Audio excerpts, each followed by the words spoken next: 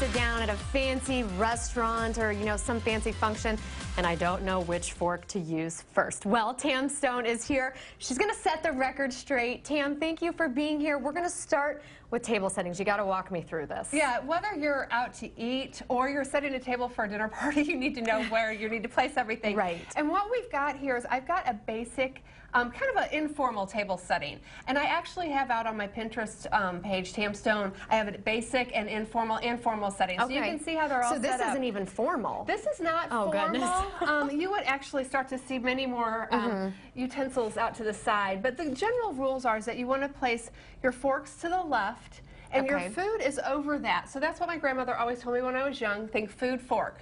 4-letter words, they both begin with F. That's how you know where your butter plate and your salad plate would be. So in a formal setting, you might see your salad plate out over here. And then you have your knives and your spoons over to this side. And what we've got here is you'll see you always just start from the outside in. I was going to ask, because I was like, I know I've heard that. So you do. You start from the outside and you kind of just work your way in? Exactly. And depending on what you'll see on there, like here you've got a couple of spoons and you're like, ooh, okay, here's the soup.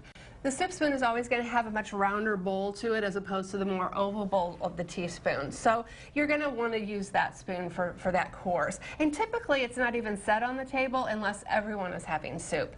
These are going to be your dessert utensils. Sometimes there's only one and they're at the top of the plate. So don't go grab for those for your salad. I see people do that all the time, you know.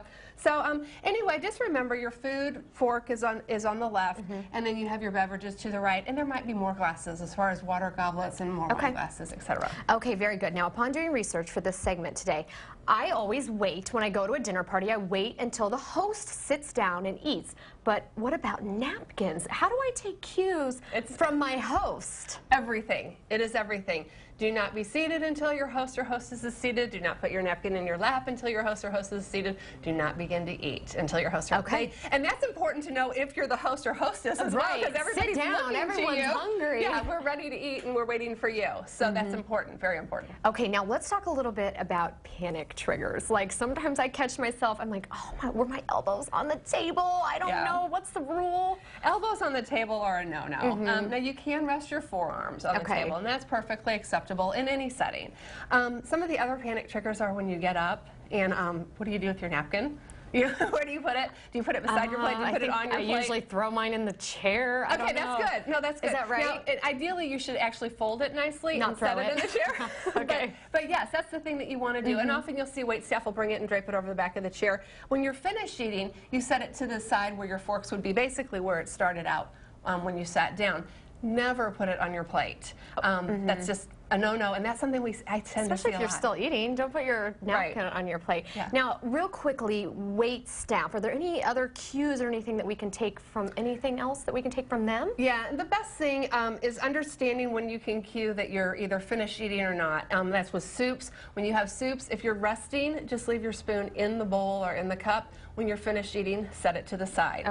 And then also, when you're finished, if you're resting while you're eating, you set your knife and fork at 8 and 4, so that indicates the waitstaff. I'm not finished eating, I've just taken a break, I'm discussing something.